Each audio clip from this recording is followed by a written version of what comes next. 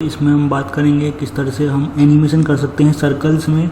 तो नॉर्मल अभी तक हमने रेक्टेंगल देखा था, तो उसमें नॉर्मल रेक्टेंगल ड्रॉ किया था कैनवास पे, लेकिन हमने कोई एनिमेशन नहीं किया था। और सर्कल कैसे बना सकते हैं ये भी आप इस वीडियो में जानोगे। साथ ही साथ जो एनिमेशन हो रहा है ये भी काफ़ी आप जानोगे, और आप इसकी स्पीड कम भी कर सकते हो, बढ़ा भी सकते हो अपने बेस पे। तो कैसे करते हैं, चलिए इस चीज़ को गाइस जान लेते हैं। तो सब कुछ होगा वीडियो में, सो वीडियो को लास्ट तक जरूर देखना। साथ ही साथ गाइज आपको इंस्टाग्राम का हमारा हैंडल दिख रहा होगा IT_full_knowledge। इस यूजर नेम को गाइज आप फॉलो कर लीजिए अगर आप चाहते हैं कि हम और कुछ वीडियो बनाएं जो कि आप चाहते हैं हम बनाएं, जैसे रेस्पॉन्सिव वेबसाइट या कुछ भी, तो आप हमें वहाँ पर लिख सकते हैं मैसेज में, तो हम उस पर वीडियो ज़रूर बनाएंगे।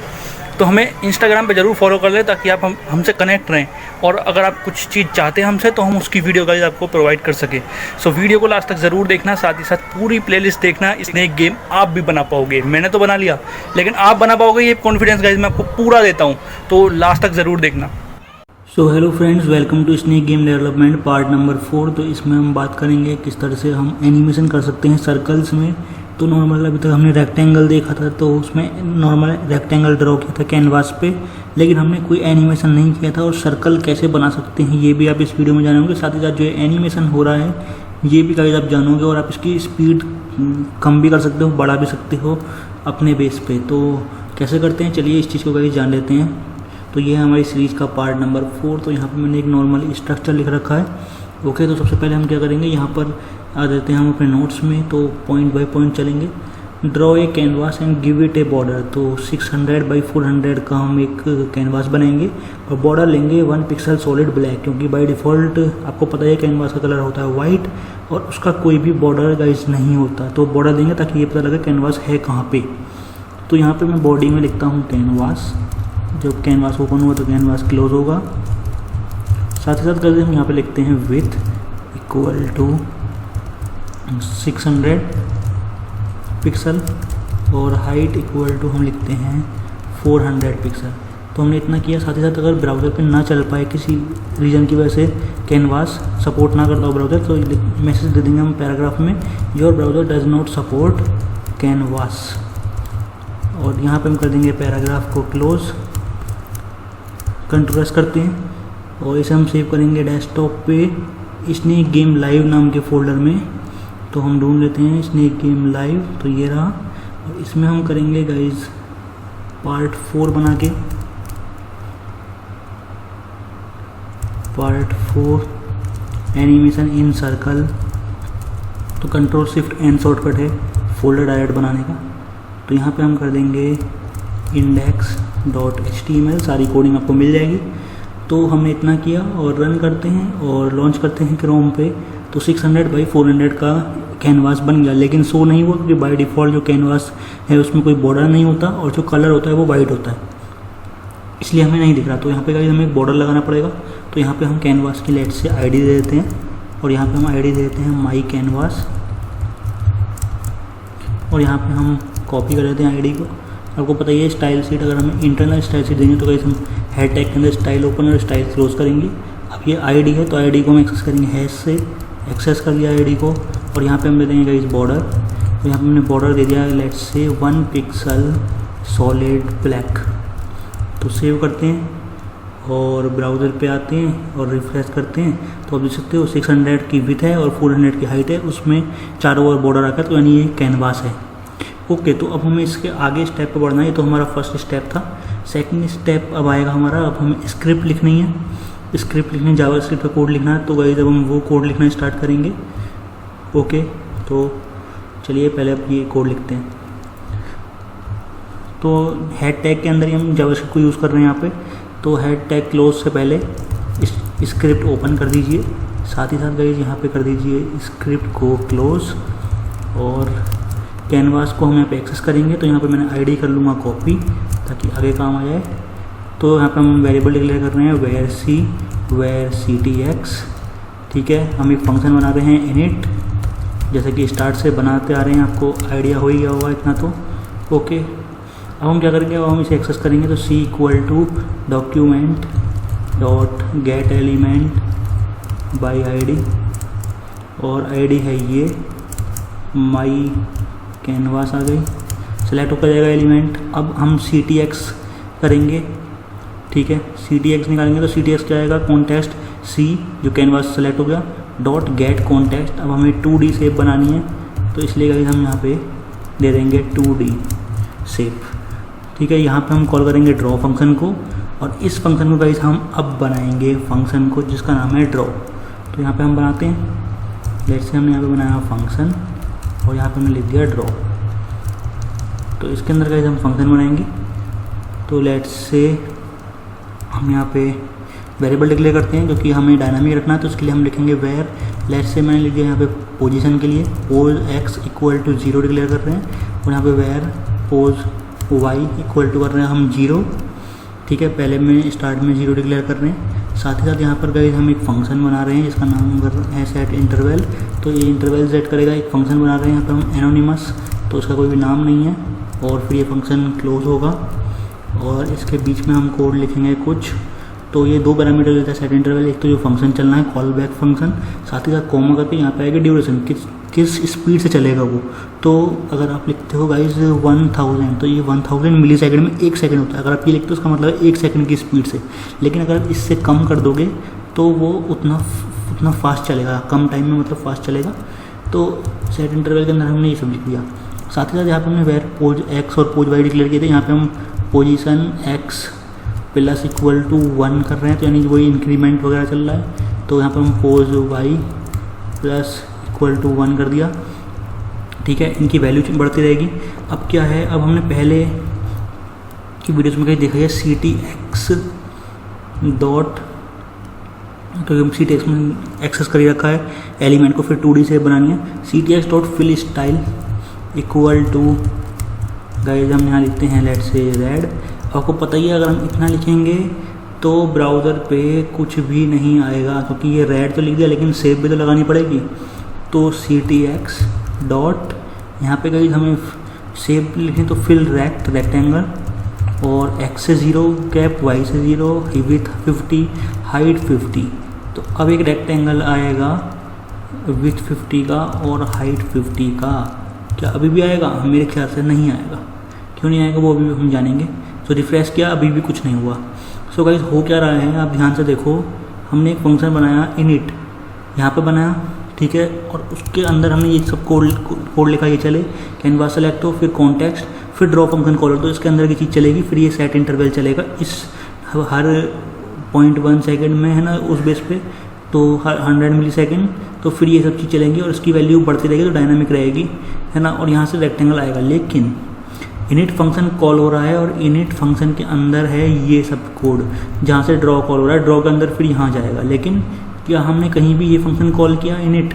नहीं किया। तो भाई हमने बॉडी के इनिट पे, जैसे ही बॉडी स्टार्ट हो, पेज जैसे ही लोड हो, ऑन लोड पे हमें एक फंक्शन कॉल करना है जिसका नाम है इनिट। कंट्रोल S किया, ब्राउज़र पे आते हैं और गाइस रिफ्रेश करते हैं, तो आप देख सकते हो यहाँ पे रेक्टेंगल आ गया, ठीक है। लेकिन ये मूव नहीं कर रहा। मूव क्यों नहीं कर रहा? जाहिर सी बात है, आपने x और y से 0 0 दे दिया, तो गाइस वो डायनामिक नहीं हो पाया ना। विथ और हाइट उसकी है ही, और यहाँ हम देते हैं let's say pose x, position x से तो पहले 0 है और हर 100 मिली सेकेंड में 1 1 1 बढ़ता रहेगा, तो जाहिर सी बात है थोड़ा सा मूव करता हुआ दिखेगा। सेव किया, ब्राउज़र पे आते हैं, तो गाइस आप देख सकते हो कि यहाँ पर हमारा रेक्टेंगल जो है वो आगे को मूव कर रहा है एक्स एक्सिस पे। लेकिन आपने क्या चीज़ नोटिस की, पीछे का क्लियर नहीं हो रहा, जबकि हमने विथ 50 और हाइट 50 दी थी, तो इतना सा एरिया जाना चाहिए था। तो पहले वाला भी आ रहा है, तो उसे हमें क्लियर करना होगा। तो लेट्स से हमने सबसे ऊपर लिख रहे हैं, इससे ऊपर CTX डॉट क्लियर रेक्टेंगल। अब देखो 0 विथ 0 हाइट 0, विथ 0 हाइट 0 नहीं, सॉरी, x और y से 0 मतलब स्टार्ट से हो, जो भी ये ड्रॉ हो रहा है उसका क्लियर। अब देखो कैनवास की विथ C में आइडिया, तो C dot with comma C dot height, मतलब पूरी विथ और हाइट में यहाँ भी जा रहा है, वहाँ क्लियर हो जाए पहले वाला, है ना। तो खाली रेक्टेंगल दिखना चाहिए जितना है 50 बाई 50 का। तो गाइस आप देख सकते हो कि जो रेक्टेंगल है वो आपके सामने गाइस जा रहा है। और अगर आप चाहो आप इसकी स्पीड बढ़ा सकते हो। यहाँ पे 100 था, आप यहाँ पे कर दो लेट्स से 10, सेव करते हैं, देखना कितनी स्पीड से जाएगा। रिफ्रेश किया, सो गाइस आप देख सकते हो कि जो है ये कितनी तेज़ी से जा रहा है। अब देखो x से हमने 0 किया, पोज x के यहाँ पे y किया, y पे 0 की जगह अगर आप 50 कर लोगे तो ऊपर से भी देखना गैप लेके आएगा। मतलब जो यहाँ से आ रहा था वो थोड़ा सा नीचे से स्टार्ट होके आएगा देखना। तो आप देख सकते हो कि इस बेस पे गाइस आप जितना चाहो उतना चेंज कर सकते हो। ऑलराइट, तो गाइस हम इससे आगे वाली चीज़ पे बात करते हैं। तो अब हम सर्कल बनाना है, ठीक है। तो उसके लिए हम क्या करते हैं, अब आगे का काम करते हैं। सबसे पहले हम लिखते हैं गाइस यहाँ पे ctx.fill स्टाइल, ठीक है। तो हम सर्कल बनाएंगे। अभी मैं एक चीज़ दिखाऊंगा आपको, हमने यहाँ दिया ब्लैक, ठीक है। तो आप यहाँ पे तो यहाँ पे एक बैकग्राउंड है ब्लैक। अब रिफ्रेश कर रहा हूँ, ध्यान से देखना, बैकग्राउंड है ब्लैक, उसके ऊपर ये सारे सर्कल आ रहे हैं। तो हमें बैकग्राउंड भी तो ब्लैक देना पड़ेगा अपने इस वाले एग्जाम्पल में, है ना, तभी ऐसा हो पाएगा। तो यहाँ पे गाइस हम करेंगे ctx.fill स्टाइल कर दिया ब्लैक और ctx.fill रेक्टेंगल। अब देखो रेक्टेंगल x और y से 0 0। अब क्या है, अगर आप 50x50 लिखोगे तो जाहिर सी बात है रेक्टेंगल उतना ही एरिया घेरेगा, लेकिन हमें पूरा एरिया घेरना है पीछे कैनवास का। तो आपको जितनी विड्थ है उतनी हाइट देनी पड़ेगी।